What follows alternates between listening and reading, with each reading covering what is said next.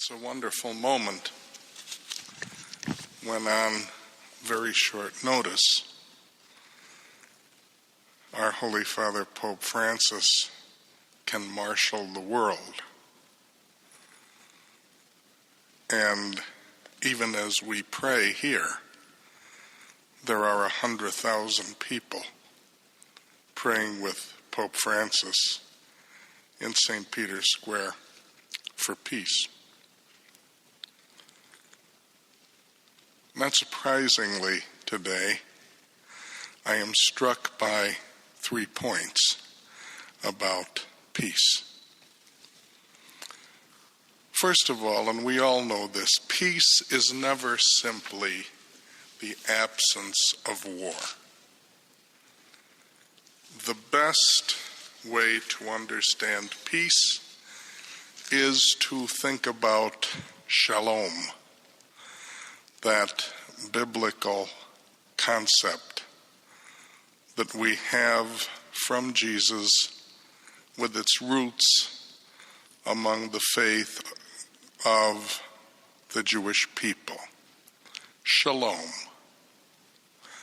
the final resting in the Lord that is appropriate to the great Sabbath to be observed in heaven.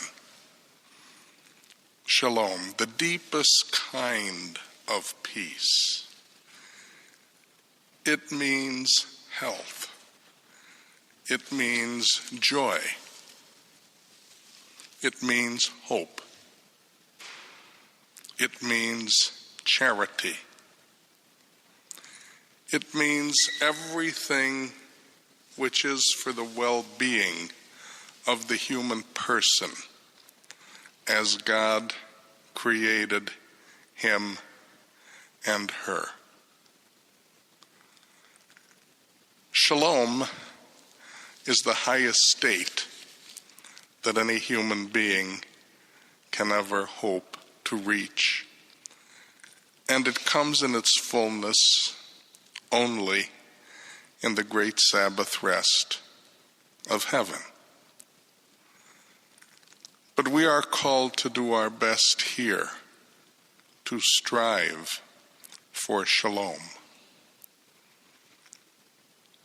And shalom really means minimally the absence of war.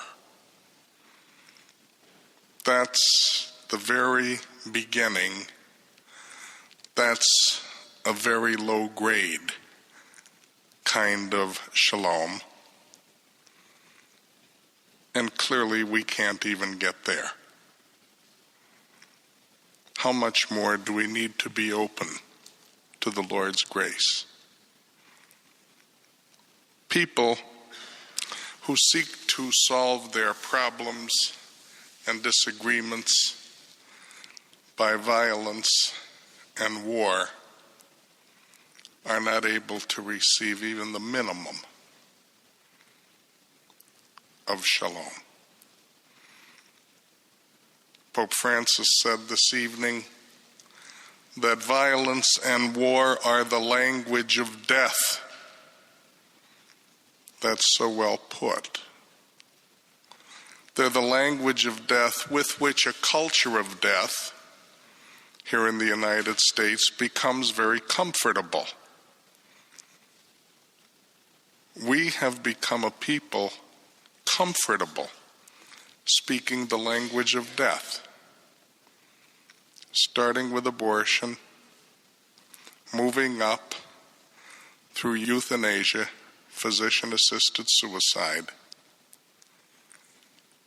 We are a nation very comfortable with using death to solve problems. Unplanned pregnancy, solve it through death. The elderly, suffering in pain, and considered by very self-centered people a burden. And the solution is death. political disagreements, cultural disagreements, religious disagreements. The solution is violence and war, which truly are the language of death.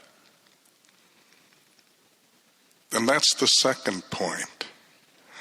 How far violence and war, the language of death, take us from shalom. We can't even get to the threshold of the shalom that the Lord wants us to have at the deepest level, so that there might be joy and solidarity in the world.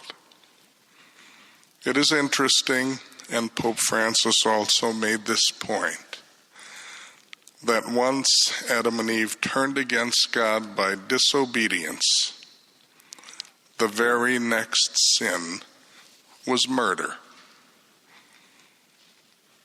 The murder of Abel by Cain.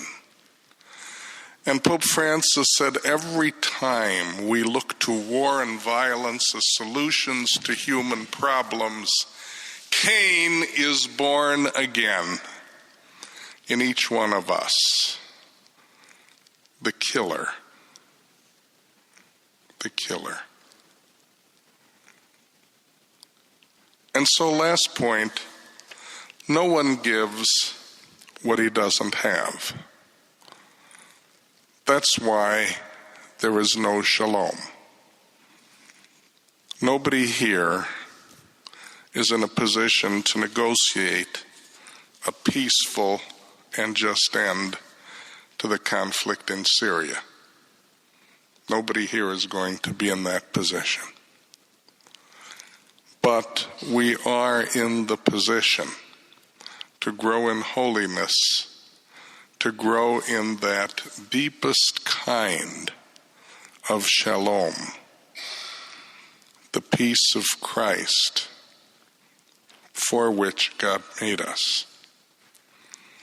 Just imagine at the beginning of Mass, the bishop is called to greet you by saying, Shalom, peace be with you.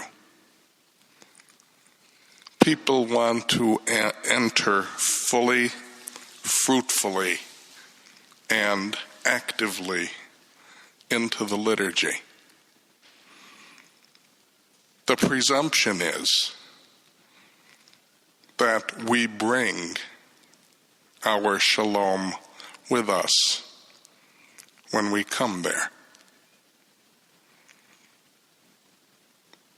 That's the presumption.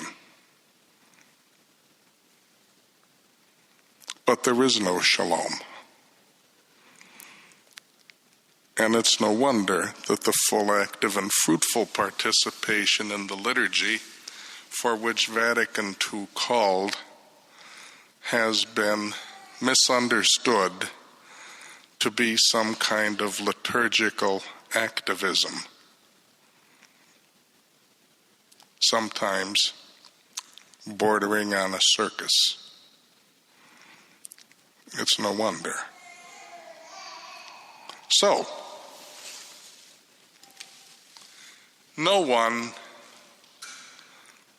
of any repute is claiming that our involvement in the war of Syria would be a just war. No one has made that claim. I couldn't make that claim. That claim would include the truth that our involvement in Syria would be a last resort, caused by imminent danger and threat to our nation. It's not true that Syria constitutes an imminent, perhaps lethal threat to our nation. No one thinks that. The qualification of war as last resort is not available so that someone could justify our involvement as a just war. But on this day of fasting and prayer, we can all do penance. I don't know how widely it is known, but in fact today, as Pope Francis led the vigil at St. Peter's, there were a multitude of priests stationed in various places available to hear confession. The beginning of Shalom is the sacrament of penance. Very fittingly, Monsignor Holmes has been hearing confessions. So, when we approach the sacrament of penance, as Pope Francis clearly was asking people to do by offering a multitude of confessors, then we are really being true to that beautiful prayer of St. Francis. Let there be peace on earth, and let it begin with my own shalom, which begins under the beautiful and loving umbrella of sacramental confession and absolution. Praise be Jesus Christ.